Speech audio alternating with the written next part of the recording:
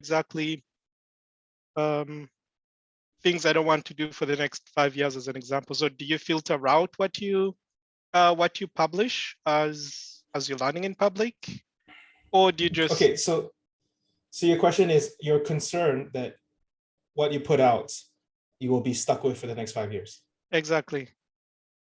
Don't worry about it. Oh, okay, that's good. Basically, like, do you know what I was doing 5 years ago? No, right? Like, you just, like, no one cares. No one has the time to dig into your past. Basically, yeah. Like, whatever you have today, drown it out with whatever you're doing 3 years from now. Okay. Yep.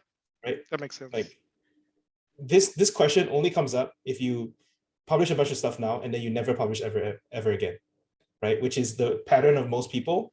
And if you learn anything from me, anything from this course or community or book, like, you have to keep it going. It's an infinite game. There is no end because of the regular benefits of learning in public. So having a historical record of like where you started, I think it's actually nice for other people to see, like, oh yeah, and you started here, and then 5 years later you're so much better just because you consistently worked at it. I will say one thing, if it helps, to have different venues for your output, right? Like, so you can have like a more beginner focused venue, and then if you want to have something more professional and more polished, you can have a different venue for that. Do you understand what I mean when I say venue? Yeah, that makes sense. So, for example, a Twitch stream can be a less polished venue. A YouTube can be more polished. Tweets can be less polished. Blog can be more polished. Just find ways. Whenever you feel like you don't want to do something because you're second guessing yourself based on what people will think of you, that is an indication that it's not your willingness to create. It's the available channels that you have in front of you are restricting your output, right? So the answer is not to cut down your output, is to create more channels for yourself.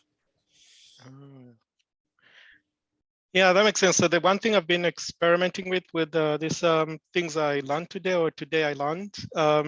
TILs. So exactly. So those ones are on a Netlify site that I just pinned up, and that's been, like I said, that's been like a weight off my shoulders. I can just write and it's there, and then it's like, oh, okay, that's been fantastic. Okay.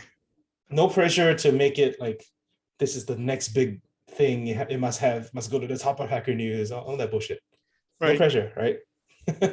Sometimes I even like write a post and I don't tell people.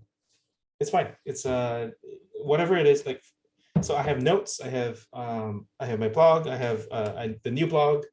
I have my Discord channel. Like, just create whatever space lets you express yourself as much as possible. Get it out of your head into something where you're consistently committing your knowledge, and I think that is a big win already. Amazing. Yeah, that's been a big help. Thank you. Yeah, we've covered this before, but I just want to bring it up again. The canonical example of a TIL repo is Josh Ben Show. Let me share this. So do you think he tweeted out every single tweet, every single tip? No. When he was learning Ruby, he had "Are they all true?" This is it. This is like not even a blog post. Whatever it was something that he did not know, and then he learned. So he just put it in here, and some people found it useful. A lot of people found the whole thing as Sean, are you sharing your screen? I can't see anything. Oh, I was supposed to share my screen. I'm sorry. That is a good call.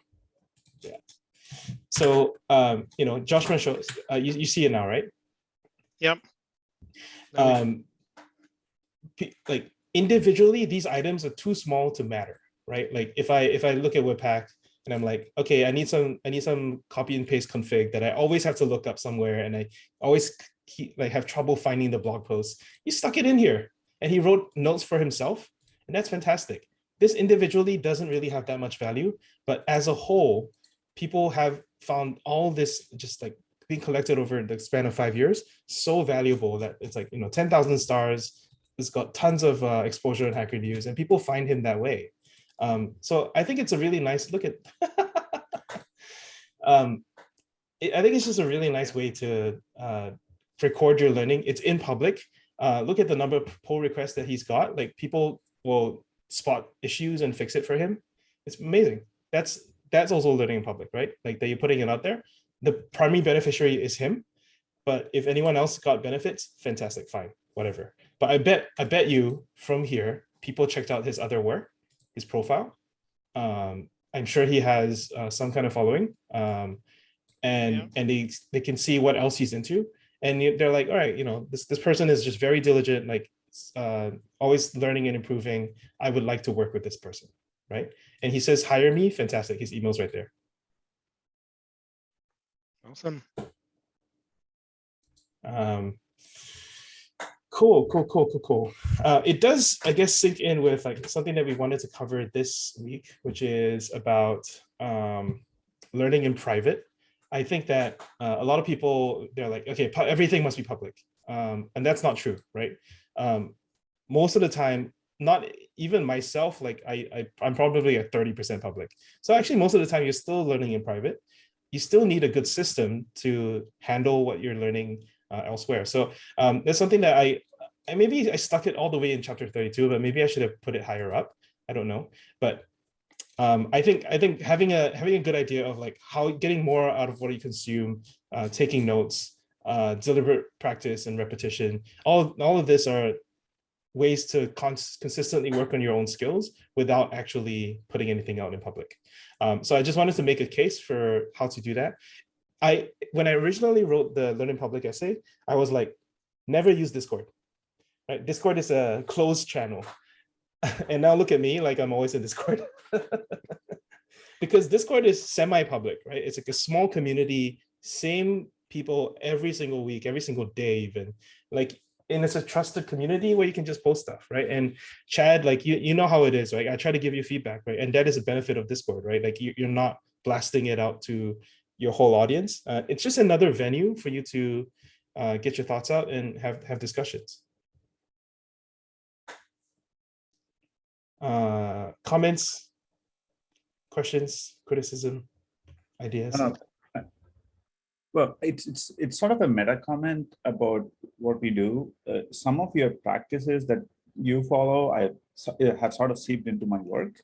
That is like yesterday when we had a new hire and I was working with a new engineer, and we had to implement affiliates, make sure we are integrating with affiliate networks.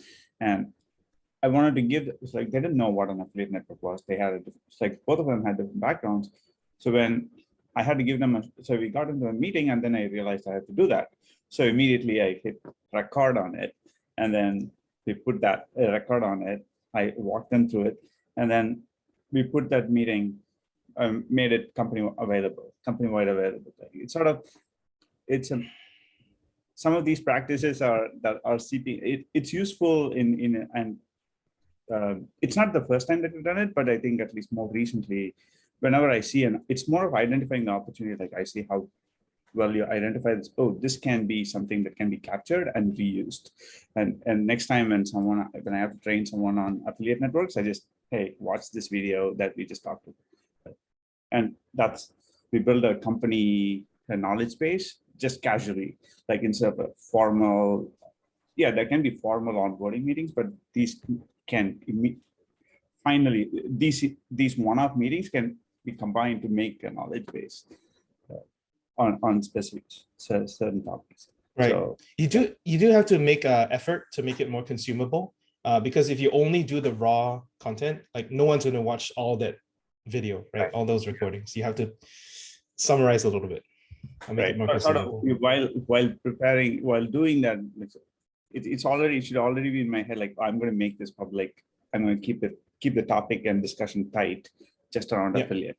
Yeah. Oh yeah, that would be great. Yeah. It's very hard to do in a call because people like to pull in context and all that. So yeah, I haven't figured that out yet. Yeah. But I think it's very nice to do. Yeah. We use Gong internally, and this is something I've had in my past 2 startups. Gong is a transcription sales recording tool, mostly for sales, but actually you can do it for internal meetings as well. And all it does is it just syncs up the transcript with the time in the video, so people can just search across all the video chats that they have and find specific timestamps and jump straight to there. In practice, I think the transcription isn't perfect, so you have to really gamble a little bit on whether or not you can find the right word. Yeah, like videos, searchable videos would be great. Like it's where like we annotation, like we are able to annotate videos. There's transcripts. Like I wish there was some tool that brings all of these things together, where there's video, there's transcript, and then times, and you can search for those words and jump to that. Right? Yeah. I think Otter AI is also good. I've used Otter AI. Yeah, Otter. Yeah. But I'm sure they have issues as well, right? Like, yes. No auto transcription thing is perfect, you know. Yeah. And all the there's a company that I've been tracking called Rewatch. This comes out of GitHub.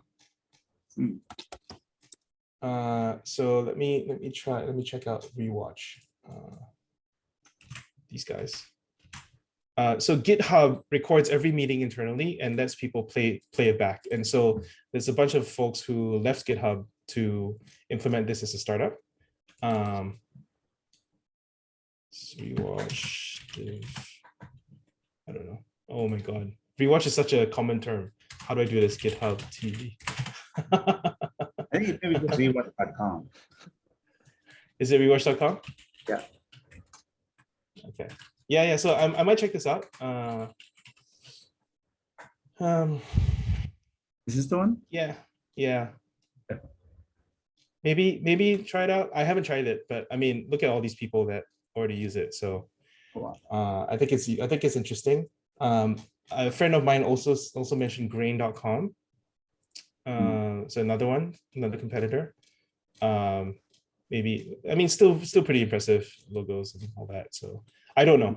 I've never used any of these. I just try to use whatever in-house tooling we have.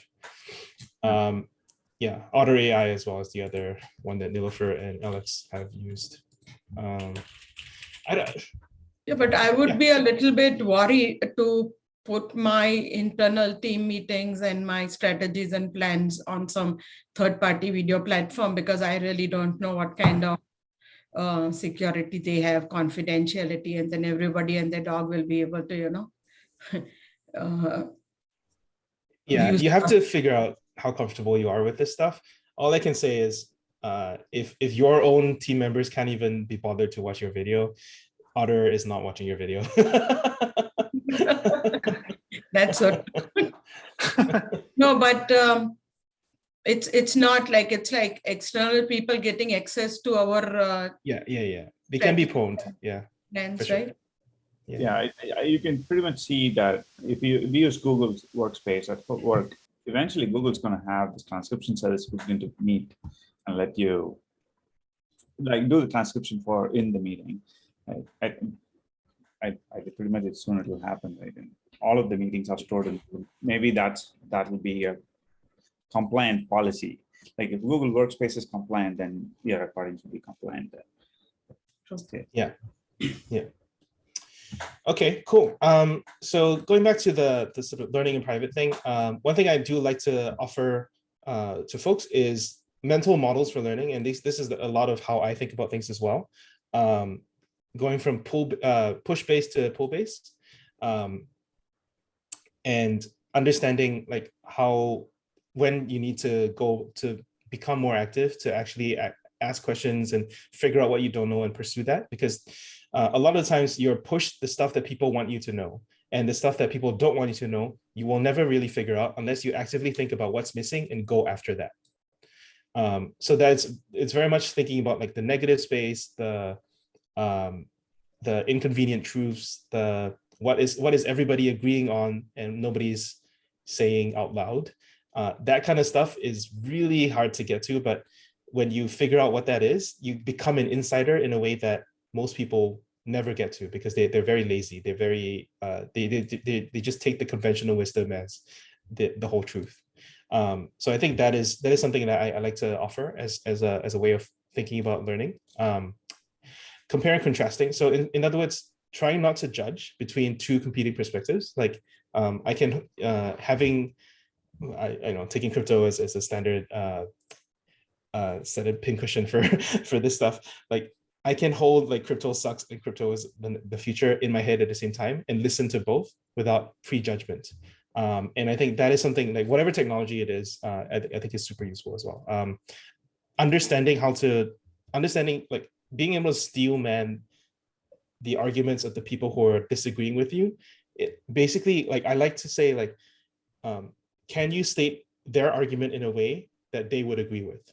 Not only that, can you state their argument in a way that they say, wow, you have understood me so well that I could not say it better than that, right? So once you've demonstrated the ability that you've really listened to them, then when you disagree with them, they feel more inclined to listen to you because they know that you have not only grasped their points, you have something else to offer as well.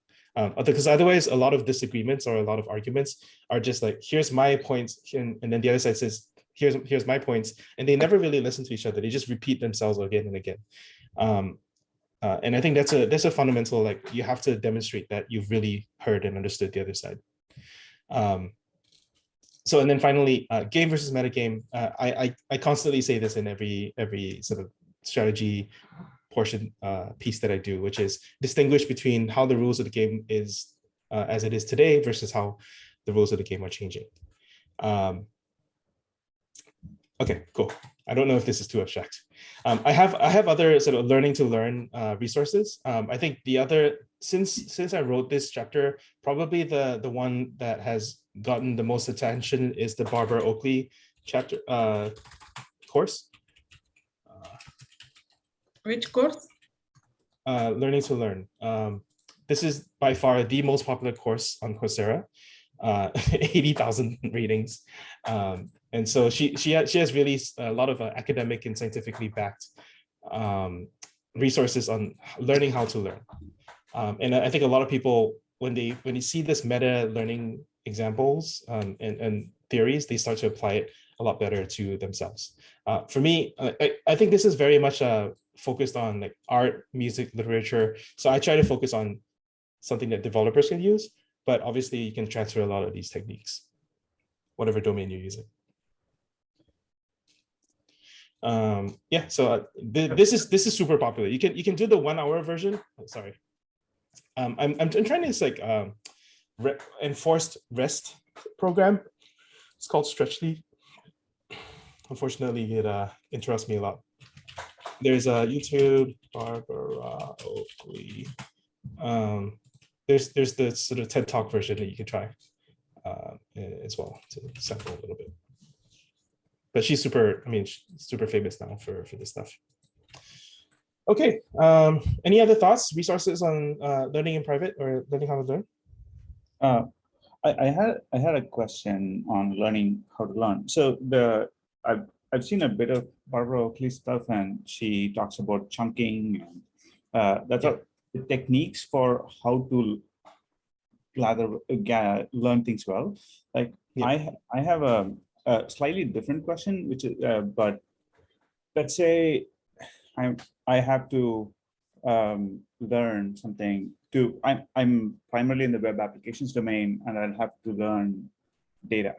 Right. So I learned this week that one of my acquaintances, they let their CTO go. One of my friends, they let their CTO go because he was hired from he didn't know, like he managed a web application environment, and from there he went to build a data company, and he built the infrastructure he built for the data company. It looked like a web applications company. They looked like it did not work for the data sciences. So it got me thinking, how does someone learn a new domain like that? Yeah, it's not the techniques, but about how if I switch from one domain to another, like how do I explore the maze? Like if I have to do data science, Eugene Yan, like I looked at this blog, and like if you look at this blog, it's very thorough. It goes a lot into advances, but that how does one figure out the initial maze of here are roughly the things that you want to start with? Like that the 101s and then the 201s, and then you go to 30. Like, how does one figure that path out? I think there are two things that come to mind. One is you don't have to be that creative. You can take a standard curriculum, whatever the most popular one out there, and just speed run through it. So there's probably a YouTube course out there. There's probably some kind of course that you can complete within let's say 10 to 20 hours that will give you a rough map of the industry or whatever domain that you're looking at. And that'll be good enough, right? So when we talk about learning gears, that this would be domain that is very well covered by everyone else. So your only job is to just get up to speed on what everybody else knows about this as quickly as possible. And so you basically don't put the pressure on yourself to figure out from first principles what there is to learn. Just take what others tell you as just the gospel truth and just do that. That's something I'm personally doing with the data domain as well. So I think that's super relevant to me, which is don't you don't have to be a genius here. You can be a genius later when you figure out like what is missing.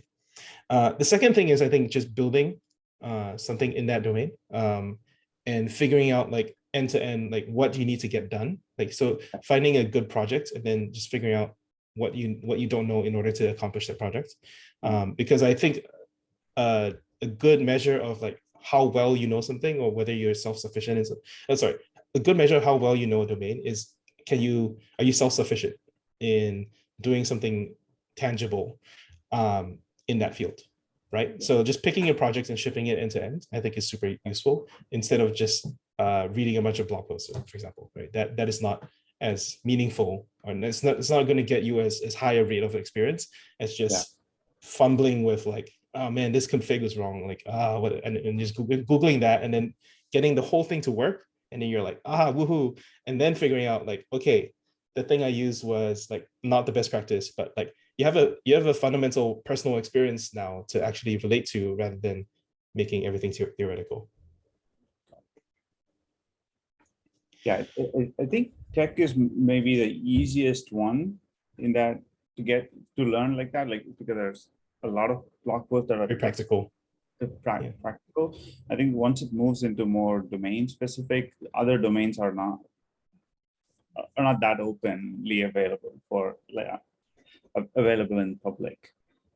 Do you think so, or is it more a matter of getting better at Google? Why not both? It seems like it's easier. So maybe it's your familiarity with tech. It's easier to find. I was in JavaScript, and then here's a Python application that I have to fix. I can go Google and fix that, and to some extent, right? But whereas no one would have known. Like the dev wouldn't necessarily know what an affiliate network is and how to make that work. That sort of gets into some sort of business territory. So it's as you get into management, suddenly you're managing folks who are not in the primary domain of where you came from. Like you are a dev, now you're in QA, and you're not doing justice to QA, right? To QA team members, or even within dev, that could be infrastructure folks you're suddenly managing. Now you got to quickly learn and make sure they teach them, right? So that's sort of like adjacent domains, and that could be even the external. Learning adjacent domains is something that we often get. Sometimes it's just a different role. Sometimes it's a different department altogether. There is one thing. Well, two things I'd like to add. One, I like searching for state of the nation stuff, like what Sean already does, state of JavaScript, and then it kind of gives me like a whole landscape of the place.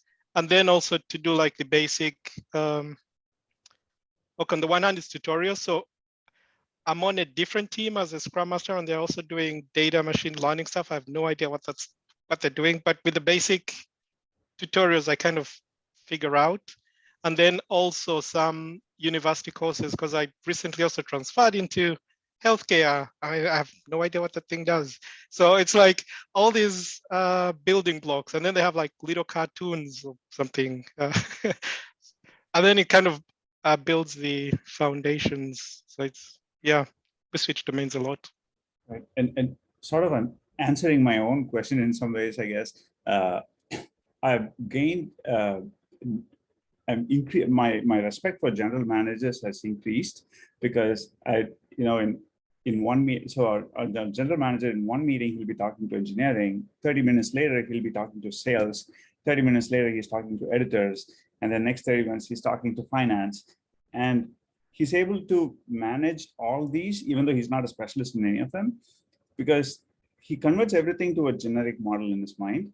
And he just asks the right questions, like around what would be your input, what would be your output, where are you stuck? So, and he processes them in his in a common model. Like he doesn't need to know what sales does. He doesn't really need to know what editors do, but more of but applying a generic set of mental models, I'd say, like that they develop over a period of time, and maybe that everyone needs to get there. Like if we have to also start managing other folks, right? So beyond our domain. Anyway, that's just sorry, Sean. Oh, I was muted. I think there's a philosophy called sort of management by objective, and that's kind of what you're veering towards, which is like just figure out what output you want from everybody and what inputs they need, and then just manage it that way, and not be too concerned with the process. Basically treating each department or each person as a black box, just saying like, I get something in, put something in, give you some resources, I should get something out of you. If I'm not getting that out of you, let's go fix that, or whatever. And if I'm getting good stuff out of you, then you're doing well. I think the problem with that of MBO, management by objective, is that you don't get involved in the process and you don't know what you don't know. You don't know what you're sacrificing in order to get those objectives, and sometimes you only find out too late. That can be problematic, and then also can be very impersonal. Like the general manager doesn't really care about you. You're just kind of a seat, a black box, right? Like so, when you report to someone or when you work closely with someone, if your work is important to them, they should get invested in how you're doing it. They should understand like at least the basic principles of like what's making you successful and how can we do it better. So that is my thinking about MBO. This is a very well studied topic in management circles, but that's my first response, which is like it can be there's such a thing as being too results oriented. That's true. Yeah. Are there for what it's worth, that's exactly what I have. Like I have a bunch of objectives for this year. So MBOs is what I have, what I'm responsible for. But are there better models that you've seen? So I went to business school like 15 years ago. I need to go back and study this. I don't know. They have to be like, this is one of those things that have been extensively studied that I just don't really know too much of right now. But yeah, maybe have a look, and I'd love to know what you find. Yeah, because I'm running to that right now. I'm setting OKRs on my team, and yeah, I'm feeling a little bit of like that issue. So the OKR is one example of objectives that that is very trendy in tech circles. The problem with OKRs is that it tends to not reward keeping the lights on. People who maintain stuff. Keith Rapoy has been against it for a while. I don't know if you follow. I don't follow him that closely, but I'm not surprised. Yeah, he's very against OKRs. Right. So, yeah. All I know is I'm not in a position to disagree with it. Every startup, every company I've ever been a part of always wants OKRs because of Sequoia. So I have to do it. So I do it for my team, but I always say like wink, wink, nod, nod. Like most of these OKRs you'll forget about in 6 months. Doesn't matter. And more importantly, we enjoy our work as a team and we kick ass, whatever kick ass means. Right. So this is just a means to an end. So that's what I do. All right, cool. Hey, if there's nothing else, we can go on to other topics. So I have two others. These are two smaller ones. So I just lumped them together. There's sort of design for developers, which I can give thoughts about, but I'm clearly not a designer. And then there's lampshading, which is a form of learning public defense. It's a tactic, right? Everything that we're covering today is just tactics. So which is more interesting? Does anyone have like questions or like stuff that they want to talk about for each of these topics? I can go over like a TLDR as well, but.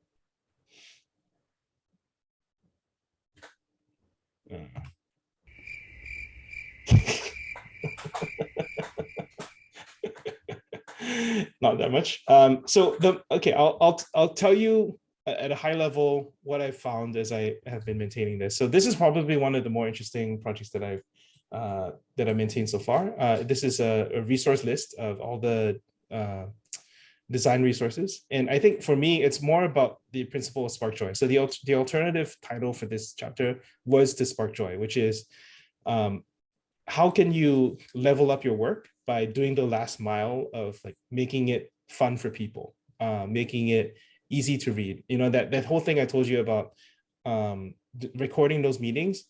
The last mile would be doing a little summary at the end, telling people what was covered, why they should care, right? And if even the negative, like this is a very routine meeting, please ignore, that actually saves people time, and it makes people more interested to listen out when you say, no, this is an actually important one, listen to this one instead. So anything like that to me is design. You're designing the experience of whoever you're targeting, whether it's your coworker or an external customer. A lot of this happens to be visual design, but the philosophy is really to try to spark joy in your work, like to think about not just delivering your work, but then also making it consumable, making it a delightful experience. That's kind of how I think about that in terms of, and even right down to Easter eggs, right? Like having little, like, just, this is not part of the job description, but because you put it in there, people have a little more inspiration, or they can sense that you take pride in your work. So for the book website, we have a little Easter egg here. We have a little duck swimming around. Really, really easy to miss, but it's just such a nice little cute little thing that it just shows that there's been care and attention paid to the details here. That's all. So basically, how can you, in your work, try to spark joy with other people? Like they're like, oh, I noticed that. Like you actually, you did not just do the bare minimum. I think that sends a message that really does help with people's perceptions, because we are not, we tend to pick up on that. At least we definitely do pay attention to the small details. Okay, final piece, lampshading. Lampshading is something I do a lot, which is basically, I realized that I think a lot of times people are told that knowledge is power, and there are two times in which the lack of knowledge is also power, right? When you're super senior, when you're that general manager, right? Or when, for me, I had a group director, and he was like, whoa, can you explain like I'm 5? Like when someone was reporting to him and using all sorts of complex terminology, and it was clearly bullshit, and he was like, no, that's bullshit. Like, can you cut out all that bullshit and just explain in plain English what's going on? And if you cannot, you don't really understand what you're talking about. Something that is really trending these days is sort of the Jeremy Irons speech in margin call. I don't know if you guys have seen that margin call emergency meeting. So this is the critical part of the margin call movie, where this guy who's the boss sits down and he says, it wasn't brains that got me here, I can assure you of that. And he asked the junior guy, who happens to be Siler from Heroes, to explain in plain English what's going on with the firm. And he had a 100-page report that he was supposed to read through, but he was like, no, just cut to the chase. What is actually going wrong, right? And I think you can only do that when you're very senior, but also you can also do that when you're new as well. So when you're new, you have some like a honeymoon period. I call it a stupid question safe harbor, where you can just say, I'm new here. I have a honeymoon period. I'm like, everyone knows I'm new. I'm just gonna ask a stupid question. What is this? Or what is this acronym? What is going on? And performing this as a service is actually super helpful as a career tactic. So I think that's just an observation of like, everyone knows that you're smart, everyone knows that you're capable. And sometimes when you're just saying like, oh, can you explain like I'm 5? Can you explain like, am I going to ask the stupid questions? When you preface your question with the observation or the acknowledgement that this is, very basic, people will play along with it. And I think that's a really nice way to lampshade that you know that you're engaging in role play. So I really like that as a technique. I pull that often. Questions, thoughts, comments? I'll leave this scene here. I think it's a really, really good scene. It's one of the most famous. Probably one of the best scenes. Yeah. What exactly is lampshading? Yeah, it's a term that's taken from. So it's the term that's taken from TV and stage. So it's really like, when you have a flaw in the movie and everyone knows it's a big plot hole, and the characters in the movie call it out. They're like, oh man, it's so convenient that this critical clue to solve the case was just laying out right here. And then they take the clue and then they just move on and solve the case. They're making fun of it because it's unavoidable. They're making fun of themselves. So it's a script writing technique called lampshading, which is literally like whatever flaw you have, instead of letting other people point it out, you take away that narrative by you pointing it out yourself. You hang a lampshade on that flaw and you shine a light on it and you're saying like, yeah, I know it's there, but we're gonna move on anyway. Oh, okay, that makes sense. Thanks. Yeah, welcome. So there's a lot of examples here. Careful whenever you go onto TV tropes, because you'll start to dig into like all these examples of like, oh, what are examples of lampshading and all that. Whatever. It's just a very good technique for comedy. It's a very good technique for learning. Just in general, like whenever you know your flaws better than the other side, they can never criticize you for it. So really, it's powerful in the sense that like the lack of perfection, the lack of power is power. It's liberating. Sounds liberating. You don't have to be perfect anymore or know everything. Right. It does take some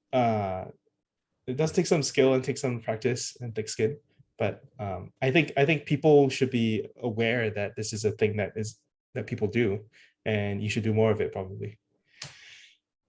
So there's advanced lampshading as well.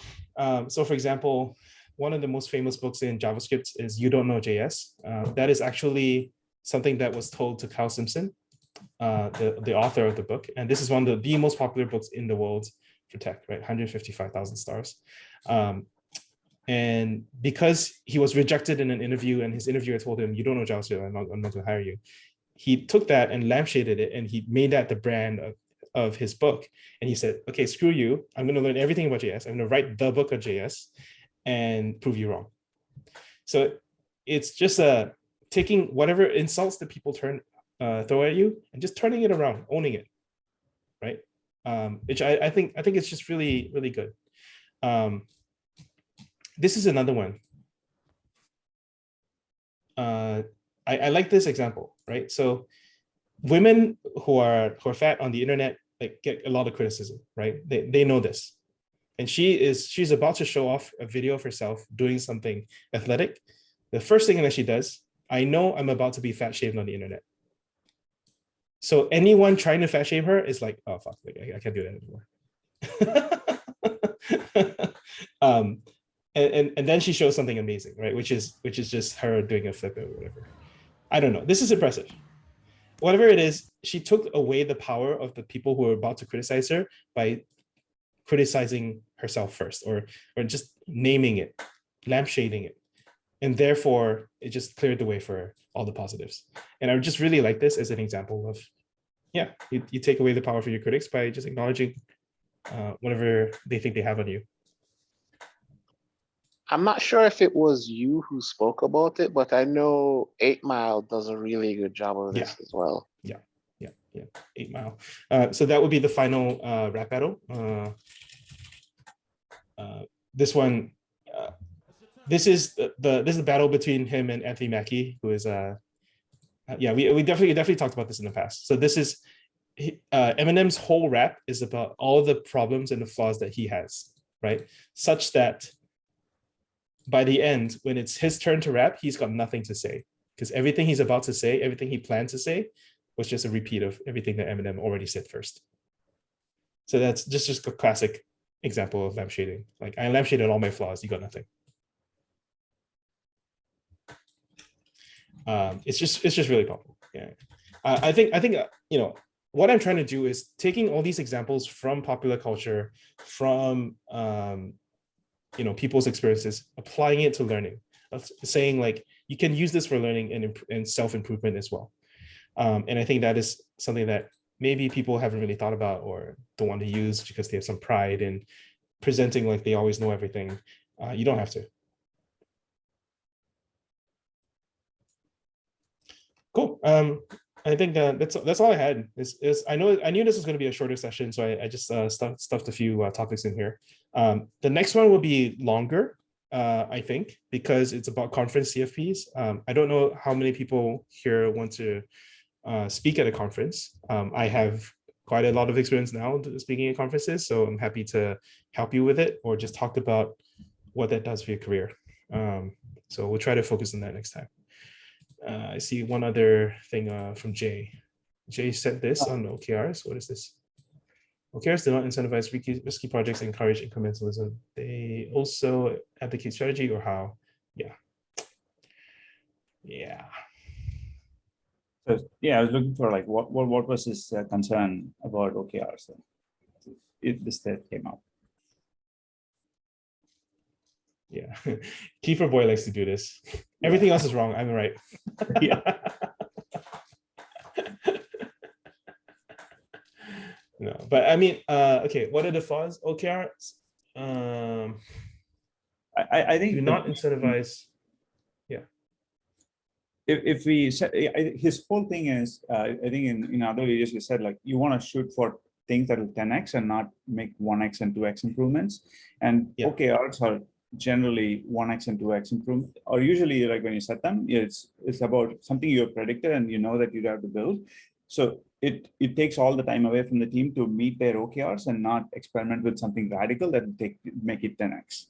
Especially in startups, like I think since he just primarily gives advice to startups, he is like, you want to spend your time on things that will 10x your company, not 1x, 1 or 2x. Sure. And when you do okay. That's where he comes from. I think when you do OKRs, you are spending all of your team's time on those ones. So I would say my counter to that would be, if your entire company is made up of people only trying to 10x, then nothing boring is getting done. Like no one is like stocking the fridge. No one is like. Right. I think it's OKRs is still, but I think it's more of we don't have to take his advice up totally, but it's more of, where are the risky bets? Right. I think that as long as we have an eye for it, that's good enough. Like what are the risky bets here? Like, are we should be willing to violate OKRs when we see some risky ideas. Like that may be the balance. Yeah. Cool. All right. Awesome. That's really helpful. I really love this discussion. Appreciate you guys joining. If there's anything else that comes up during the week that you want to follow up on in this discussion, Discord is always there. So appreciate you guys. All right. Have a good weekend. Thank you. Have a good weekend. I have to play my outro. What is this?